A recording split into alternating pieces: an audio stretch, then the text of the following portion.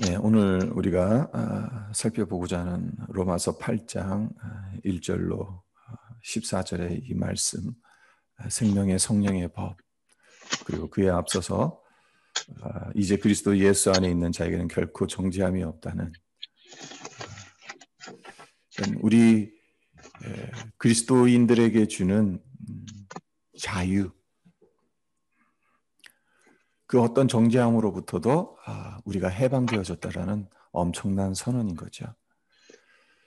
결코 정죄함이 없다라는 바울의 선포에 담긴 그 신비를 사실 우리는 완전히 알 수가 없어요. 헤아리기가 힘듭니다. 이 선포는 하나님의 자녀가 된 우리의 신분이 어떠함을 말해주는 거죠. 그러니까 정죄함이 없다. 이 선포는 갚아야 할 빚, 받아야 할 형벌이 없다라는 의미입니다. 예수 안에 있는 사람은 하나님으로부터 어떤 정죄를 받지 않는다는 엄청난 선포인 것인데, 자, 한번 제가 질문을 드려볼게요. 우리가 죄를 짓잖아요. 네, 죄를 짓고 그 죄를 고백하고 회개하지 않는다면 정죄함을 받는 겁니까? 아닙니까? 좀 헷갈리는 질문이겠지. 헷갈리시죠? 만약 정죄를 받는다고 한다면 죄를 짓고 회개하지 않는 상태로 죽게 되면 어떻게 되겠어요? 그러니까 우리가 언제 죽을는지 모르겠지만 만약에 가정을 해서 제가 10분 후에 죽는다고 가정을 해보세요. 그런데 제가 하나님 앞에 회개하지 못한 죄가 있어요. 회개하지 않은 상태에서 만약에 제가 죽게 된다면 과연 어떻게 되냐는 거예요. 만약 정죄를 받는다고 한다면 죄를 짓고 회개하지 않은 상태로 죽게 되면 어떻게 되는가? 구원받지 못할 수도 있는 건가요? 계속 아리송한 질문을 제가 드리고 있는데 사도 바울이 왜 이 선포를 하고 있는지 그 핵심을 우리가 좀 알고자 하기 위해서 이 질문을 드리는 겁니다. 만약 이것이 맞는다면, 그러니까 죄가 있는 상태에서 죄를 고백하지 않음으로 우리가 정죄함을 받는다면 어떤 일들이 일어나겠습니까? 우리는 죄를 짓고 정죄를 받았다가 회개해서 정죄함에서 벗어나야 하는 이 과정을 평생 반복할 수밖에 없습니다. 그리고 회개하지 못해서 정죄함을 받은 상태로 죽지는 않을까 하는 두려움에 휩싸일 수밖에 없습니다. 그렇게 되면 신앙생활의 기쁨과 확신을 가지기가 힘들어요. 깊은 죄의식, 정죄감에 빠지게 될 것입니다. 그리고 다른 한편으로는 거룩한 삶을 살고자 하는 동기부여를 얻기 어렵다는 겁니다. 정죄함에서 자유를 누리지 못한다면 그 공포심으로 마지못해서 하나님께 순종하게 될 것이고, 주일날 성수 안 하면 하나님께서 벌을 주실 거야. 뭐 그런 식으로. 그렇게 되면 자발적으로 정말 사랑과 감사에서 우러나오는 신앙생활을 해야 되는데 그냥 억지로 마지못해서 신앙생활을 할 수 있다는 점이죠. 물론 이 자유를 방종으로 우리가 여겨서도 안 됩니다. 이제 그리스도 예수 안에 있는 자에게는 결코 정죄함이 없다고 하니까 어떤 죄를 저질러도 된다라는 말은 아니에요. 그런 의미로 사도 바울이 이 선포를 하는 게 아닙니다. 그래서 이제 8장 우리가 오늘 살펴보고자 하는 이 본문 말씀 뒤에 가서 보면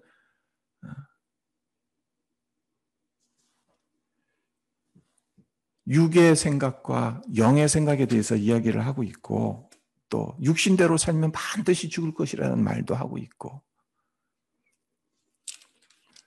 사도 바울이 예수 그리스도 안에 있는 자에겐 결코 정죄함이 없으니까 마음대로 죄 지어도 된다, 그런 의미로 말하지 않는다는 것을 우리가 꼭 기억해야 된다는 것입니다.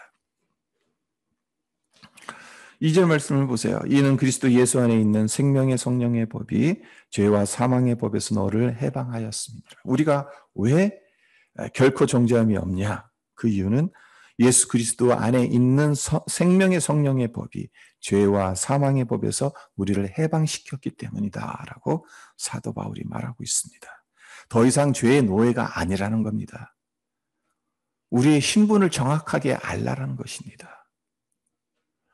나의 신분이 어떠한지를 제대로 아는 것 정말 중요합니다. 내가 누구인가? 내가 여전히 죄의 노예로 살고 있는 존재인가? 예수 그리스도의 보혈로, 생명의 성령의 법으로 내가 이제 하나님의 아들이 된 사람인가? 그 신분을 제대로 안다는 것이 너무나도 중요하다는 거죠. 여기서 말하고 있는 법, 생명의 성령의 법이라고 하고 있는데, 이 법은 힘, 세력을 의미하거든요. 그러니까 죄의 세력 하에서 노예 상태에 있을 수밖에 없는 우리를 해방시키기 위해서 먼저는 예수님께서 십자가에서 보혈을 흘리셨고, 그리고 예수의 영이신 성령께서 보혜사로 우리를 돕는 카운셀러로 우리 심령 안에 들어오셨다는 거죠. 그래서 1절은 죄의 정죄함에서 법적으로 해결받았다는 것을 강조하고 있는 반면에 2절은 성령을 통해 실제적으로 죄의 권세로부터 해방되었다는 사실에 방점을 찍고 있다는 겁니다. 그렇다면 이것이 어떻게 가능한가요? 3절과 4절에 그 답이 나옵니다.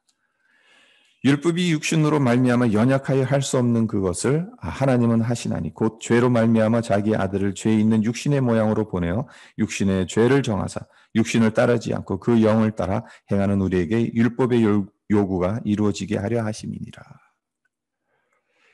그러니까 하나님께서 율법을 주신 목적이 있습니다. 율법을 주셔서 우리로 하여금 그것을 지키게 하신 목적이 있죠. 그런데 우리가 연약하다는 거예요. 우리의 육신이 그 율법을 충족시키기가 불가능하다는 거예요. 그래서 하나님께서 당신의 독생자 예수 그리스도를 이 땅에 보내셨다는 거죠. 죄 있는 육신의 모양으로 예수님을 이 땅에 보내셔서 예수님의 육신에 죄를 정했다고 했습니다. 그러니까 죄 있는 육신의 모양, 그러니까 이 말은 예수님에게는 죄가 없다는 거죠.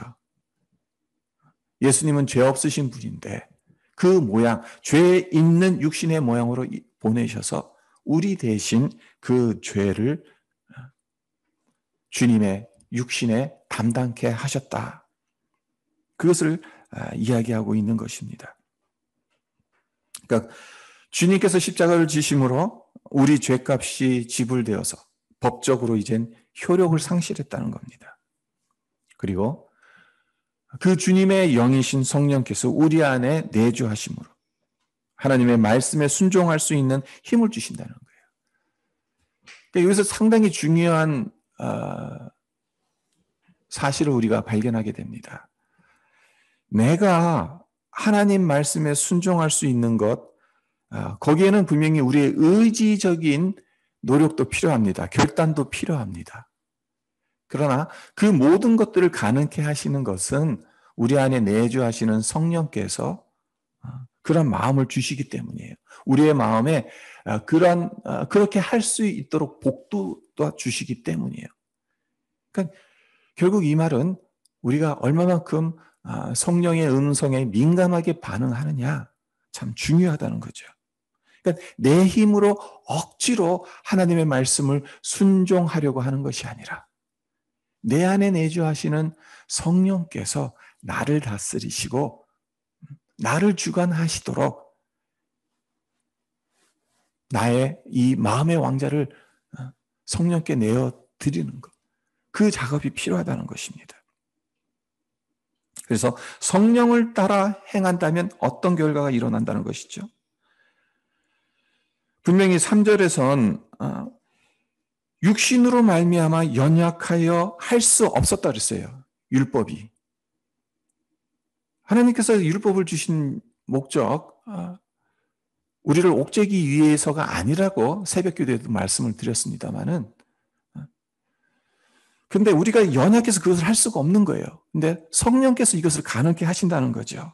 그래서 그 영을 따라, 성령을 따라 행하는 우리에게 율법의 요구가 이루어지게 하려 하십니다. 예수님께서 이 땅에 오신 것은 율법을 폐하려 오신 게 아닙니다. 율법을 완성시키려 오신 것입니다. 그리고 그 율법을 완성시키기 위해서 성령께서 우리를 다스리시게 하신다는 것이죠.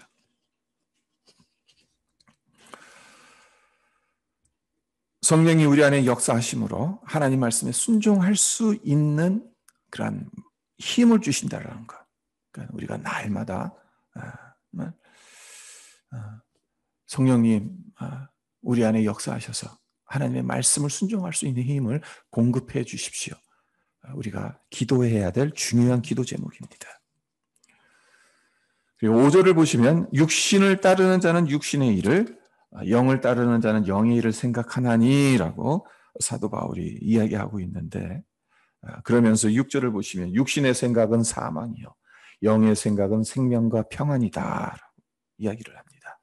여기서 생각, 영의 일을 생각하는 사람은 영을 따라 산다라고 했을 때, 그리고 육신을 따르는 자는 육신의 일을 따라 살아간다. 생각한다, 이 말은 어떤 의미가 담겨져 있냐면은 의도적으로 무엇인가에 집중하고 몰두하는 거예요. 그러니까 그 어떤 것에 완전히 사로잡혀 나의 생각, 나의 주의를 기울이는 것을 의미합니다. 그러니까 얼마나 포커스를 맞추느냐, 하나님께 포커스를 맞추고 몰두하느냐, 그것이 생각하다는 것입니다. 우리가 어떤 생각을 하느냐, 그것에 따라서 우리의 성품과 삶의 방식이 결정되어진다는 거죠. 우리의 생각을 가득 채우고 있는 그 어떤 것이 우리 인생을 지배하고 만들어 간다는 사실입니다. 그러니까 내가 무엇을 생각하고 있는가? 아무도 없는 곳에서 나 혼자 있을 때 나는 무엇을 생각하고 있는가? 가장 바쁜 때에 내 마음 깊은, 가장 깊은 곳에서 무엇을 생각하고 있는가? 무엇에 몰두하고 있는가? 사실 우리 힘으로는 불가능합니다. 앞서 말씀드린 것처럼 성령께 의지해야 됩니다.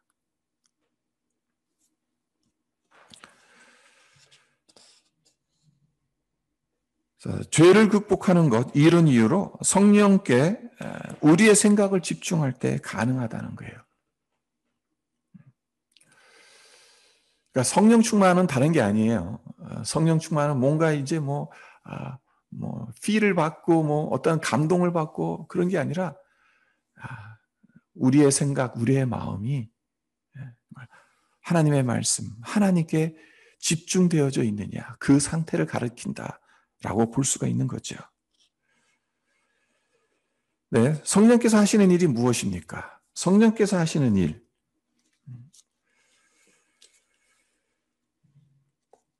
그것은요, 14절을 보세요. 14절을 보시면 무릇 하나님의 영으로 인도함을 받는 사람은 곧 하나님의 아들이다. 하나님의 영으로 인도함을 받는 사람이 곧 하나님의 아들이라고 합니다. 그리고 15절도 보면 너희는 다시 무수하는 종의 영을 받지 아니하고 양자의 영을 얻었으므로 우리가 아바 아버지라고 부르짖느니라 라고도 이야기를 합니다. 결국 성령의 일은 무엇입니까? 우리로 하여금 우리가 하나님을 아바 아버지로 부를 수 있게 하는, 우리가 하나님의 자녀라는 것을 깨닫게 해준다는 것입니다. 그래서 영의 일을 생각하는 것은 결국 궁극적으로는 하나님의 자녀임을 확신하는 겁니다.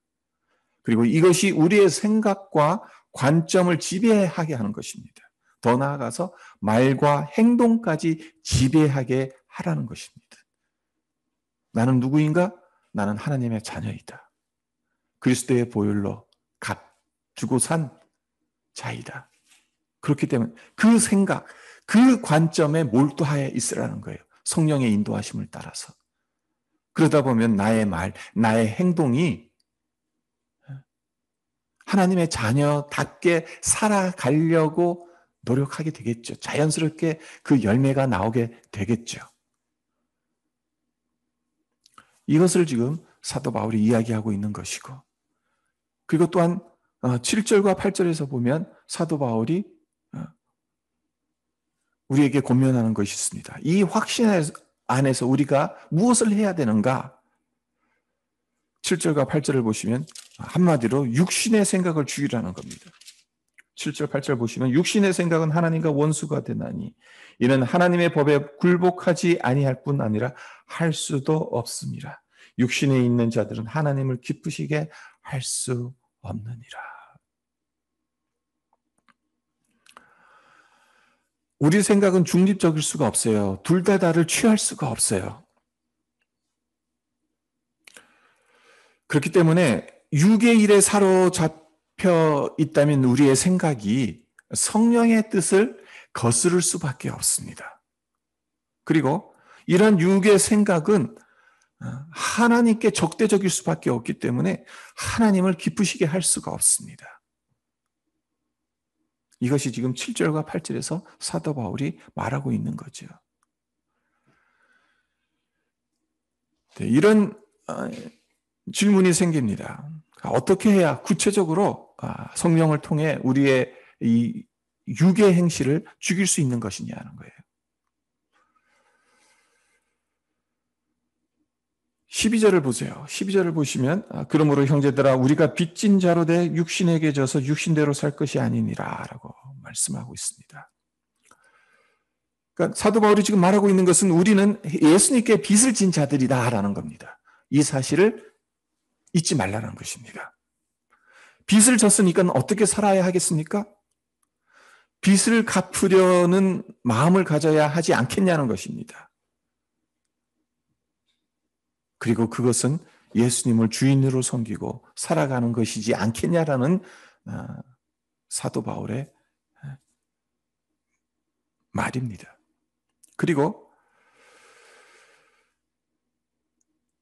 13절을 보시면 너희가 육신대로 살면 반드시 죽을 것이로되 영으로서 몸의 행실을 죽이면 살리니, 이것은 결국 우리가 전쟁을 해야 한다는 거예요. 영적 전쟁을 해야 된다는 거예요.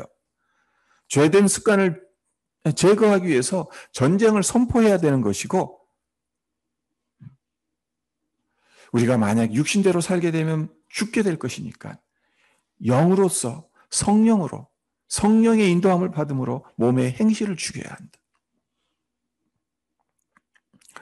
결국 지금 그러므로 이제 그리스도 예수 안에 있는 자에게는 결코 정죄함이 없다. 그러니까 이 선포가 정죄함이 없으니까 마음대로 살아도 된다, 죄 짓고 살아도 된다, 그 의미가 아닌 거죠. 방종하지 말라는 것입니다. 자유가 주어졌으나 그 자유를 무엇을 위해서 사용해야 되냐는 거예요. 그럴수록 어디 있어야 되냐는 거예요. 성령의 다스림을 받아야 한다는 거예요. 성령의 다스림을 받게 되면 몸의 행실을 죽이게 되는 것이고 육의 생각에서 떠나게 된다는 것이고, 그러니까 이것이 사실은 분리되는 것이 아닙니다. 성령 충만, 그리고 우리가 정죄함을 받지 않는 것, 또 육의 생각, 몸의 행실을 죽이는 것, 이런 그 모든 것들이 분리되어 있는 것이 아니라는 거예요. 다 하나라는 거예요.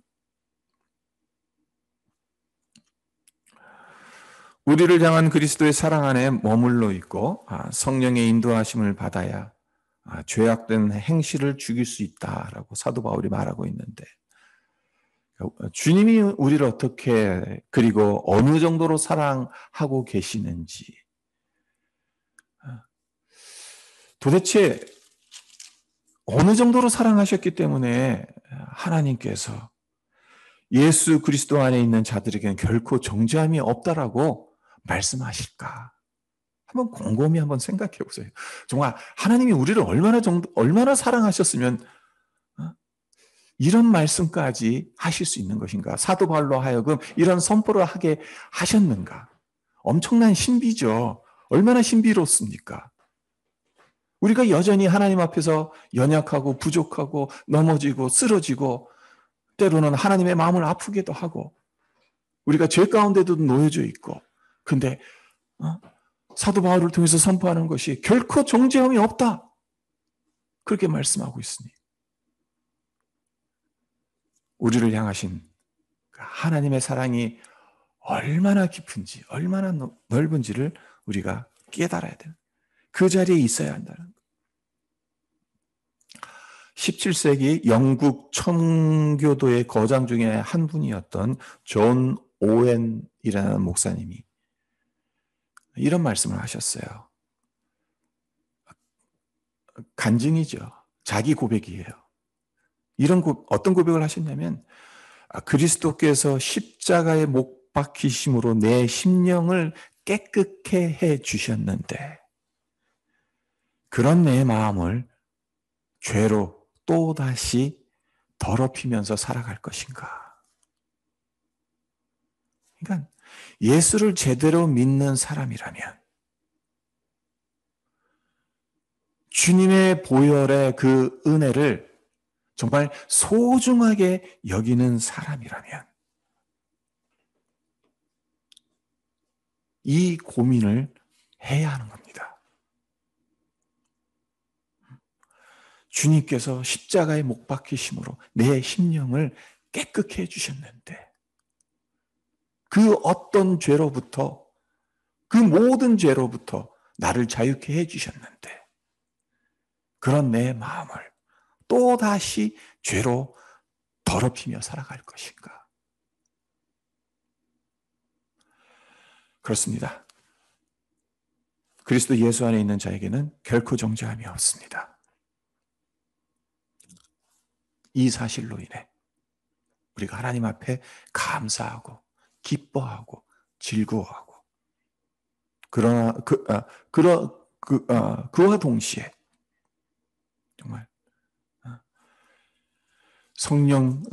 성령께 의지함으로 인해 우리의 몸의 행실, 육의 생각들을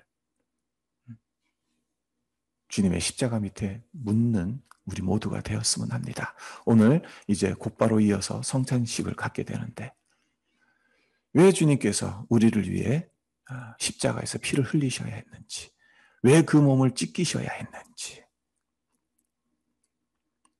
그것이 그로 말미암아 우리가 정말 결코 정죄함이 없는 존재로 우리가 하나님 앞에 서게 되는 것.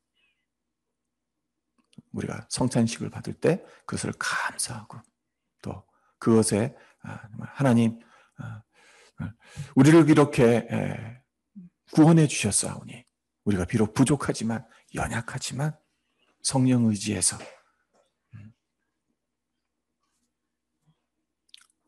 영의 생각들을 하면서 살아가겠다는 우리의 그러한 결단, 다짐이 우리 안에 있었으면 합니다.